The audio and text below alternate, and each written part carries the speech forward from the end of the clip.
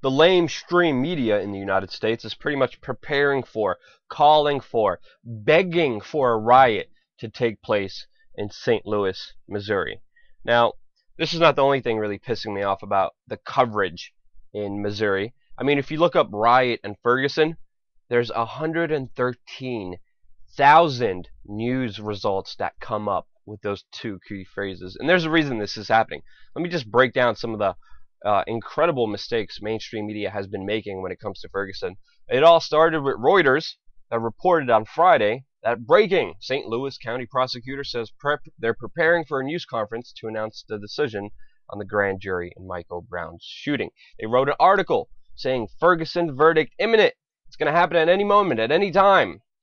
And of course, it didn't. And of course it didn't, because if you look up how grand juries are done, after you're done hearing the evidence, the jury has to evaluate the evidence. And there's a lot of evidence in this case. They have to look up and know every law that pertains to this case. And the laws are very complicated in Missouri. And then they have to deliberate on their decision. And they have to do that on a number of possibilities and a number of laws. And this decision could actually come down in December. This is a repost because Reuters actually took down the official article that said everything was imminent. It's going to happen now. And in the fury, in the chaos, Fox 28, a local affiliate, reported that the Ferguson grand jury indicts Officer Darren Wilson in death of Michael Brown.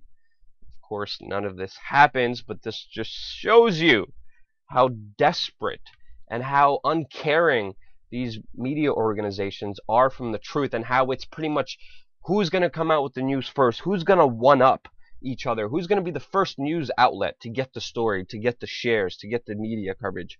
And it's pretty disgusting because it just shows you these people are desperate for your attention, not for the truth. They don't care about the truth. They only care about getting your attention. Another story that came out was that the Black Panthers were preparing pipe bombs for Ferguson. And of course, CBS was one of the top organizations that broke this story. And they also took a beating for it on Twitter, mainly because the story only comes from a so-called law enforcement source. There's no name for this person. He's anonymous. He can't be held responsible for what he says. And CBS ran with this story as if everything this anonymous source, everything this person from the government said was truth. And then what followed? Everyone in the mainstream media, their main article was about pipe bombs, Black Panthers, Ferguson, riots, violence. And of course, if you're a journalist, you don't take one source as truth. You always need a second source to back up what a government is telling you. And of course, there was no second source. There was only an anonymous government source that won't even put his name on record. And it came out that everything is attempted and it's alleged. So we don't know what the government came out. We don't know what these guys were up to. They're alleged to be Black Panthers members. They so-called allegedly attempted to have pipe bombs. They were only arrested at first for purchasing guns, and all this other information is still gray coming from the FBI. And it's dangerous to believe a government source that goes with full anonymity, who never discloses his name, because when you look at all the other terror plots that the FBI so-called supposedly stopped within the recent years, you look at clear cases of entrapment. This is an article by Rolling Stones, how the FBI entrapment is inventing terrorists and letting bad guys off the hook. There's another article by Lou Rockwell who says the FBI organizes all terror plots in the U.S. It has come out. Of course, the news organizations are all going to go with the stories and make it their headlines, but they're never going to print a retraction to what actually happened to all the terror plots that the government says that they stopped. Even The Guardian reported government agencies directly involved in the most high-profile U.S. terror plots. FBI entrapment created an illusion of terror plots. Salon, how the FBI is creating terrorists. Now, all these stories go into full length of real journalists who actually did their homework, who actually followed up on cases and went to the court proceedings and found out how if it wasn't for the FBI, how it wasn't for the FBI entrapping people, demanding people, finding people, telling people what to do, that there would have never been a plot to cause terrorism if it wasn't for the FBI creating it. They create this plot, they find some dummy, they have him say some dumb things, they have him do some dumb things, and they come out in this huge media spectacular PR grand show.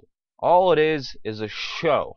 And with this show, they justify how great they are and how they need more funding. And when it comes to the story of what actually happened in Ferguson, Missouri, I could manipulate this story any which way I want as a journalist just by covering key facts. I could give you some facts and I could omit some facts. And by admitting those facts, I can make you think the innocent are guilty and the guilty are innocent.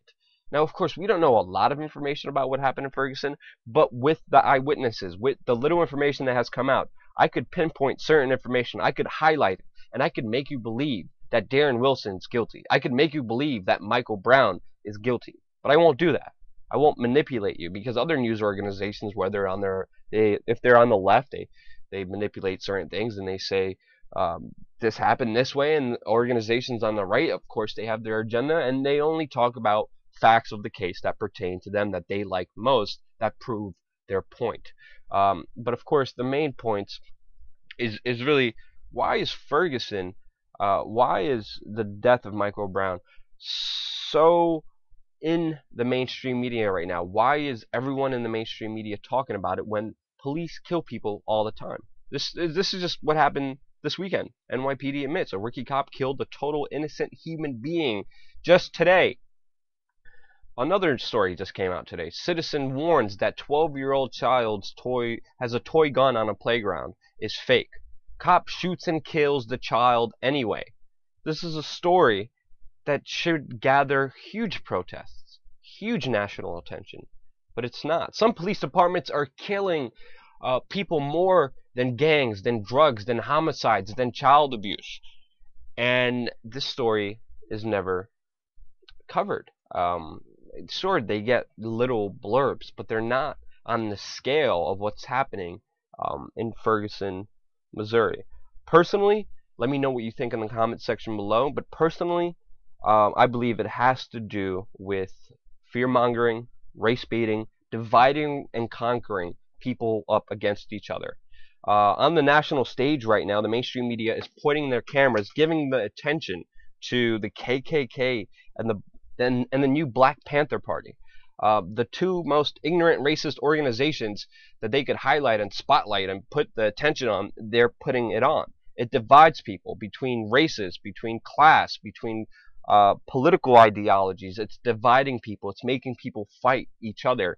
And I think that with the whole fear-mongering aspect of how people are going to riot, of how people are going to die, of how property is going to be destroyed, that aspect, that justifies more police militarization, that justifies more police force, that makes you dislike another human being because of his class or his race or his political ideology. I think this is the main reason that the mainstream media is concentrating so much on this individual case. I'm not saying it's not important. It is important. Every death by a police officer is important. Everything that's happening in this country, whether it's crime going down dramatically in the 80s, but U.S. incarceration rates exploding afterwards. How is that possible? No one in the mainstream media goes on and on about these individuals who were killed by police. No one goes on and on how crime has been going down, but the number of people in jail has been going up. This chart is from 2012. It actually skyrocketed a little bit higher